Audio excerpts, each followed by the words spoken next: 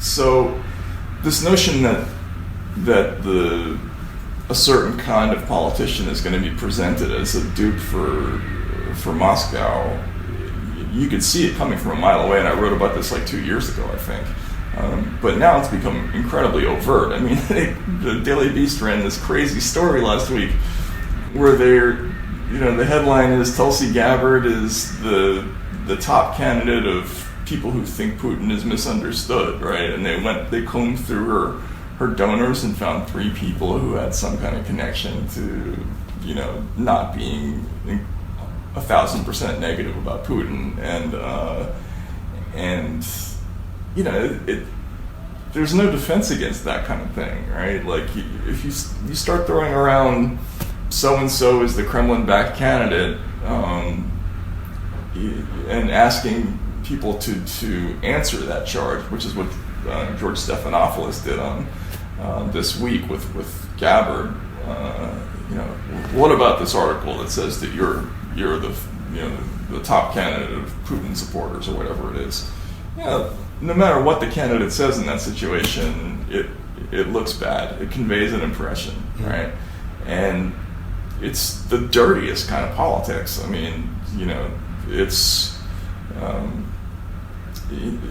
something that we haven't seen, for probably more than half a century in this country. In terms of this idea of you're a candidate who is backed by subversive elements, therefore you're dangerous, therefore people shouldn't vote for you. And what happens is, people become afraid to defend those candidates. They become afraid to defend anybody who's accused of that. They back off of it on social media. They don't want to be tainted by association with those people. And other politicians get that message, and pretty soon they're towing the line because they don't want to be the next person tarred with that brush. It's a very effective but really despicable form of politics. And it's funny because it's always against whatever candidate is calling for peace. Is there a candidate who is calling for peace who is not going to get smeared as a Russian dupe or an Assad apologist or whatever? Yeah, no, you can't do that.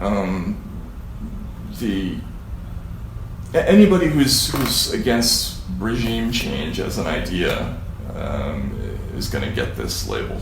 I mean, I think that's pretty obvious at this point. If you're on the wrong side of the Maduro escapade, you could even see it with some of the candidates like Sanders and like Warren. They were kind of tiptoeing around that subject at first, and Bernie's gotten a little better on it recently. How so? He's talked about sort of not embracing regime change in Venezuela. I think he did that in response to the interview that he had with the Times.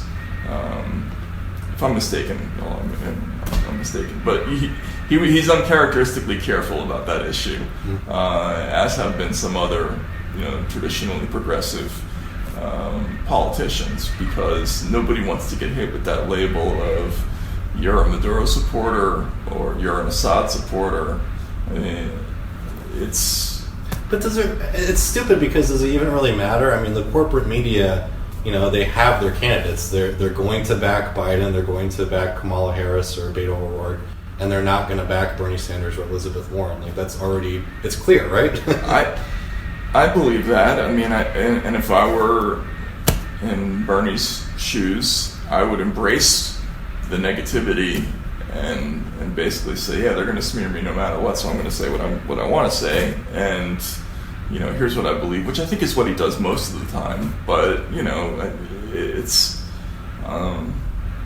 I think it's still, it's a very powerful thing to be painted as a traitor or as somebody who is on the side of some foreign subversive agent, and as somebody who's spent a lot of the last 3 years getting called a spy or a Putinite on social media, it's not fun. And even I think twice about saying all kinds of things because I don't want to have to deal with it, but you have to, and I think that's especially true for somebody who has a viable political career. I mean, they're going to be afraid of that. And it doesn't matter who you are, right? I mean, Tulsi Gabbard, she serves in the military, and they're smearing her as working for Assad. Oh, yeah. It doesn't make any sense. And I mean, you worked in Russia, as a dissident voice against. Yeah, I was one of government. Putin's first critics. I mean, really. I mean, I was one of the first people to write about him in English in a negative way. I mean,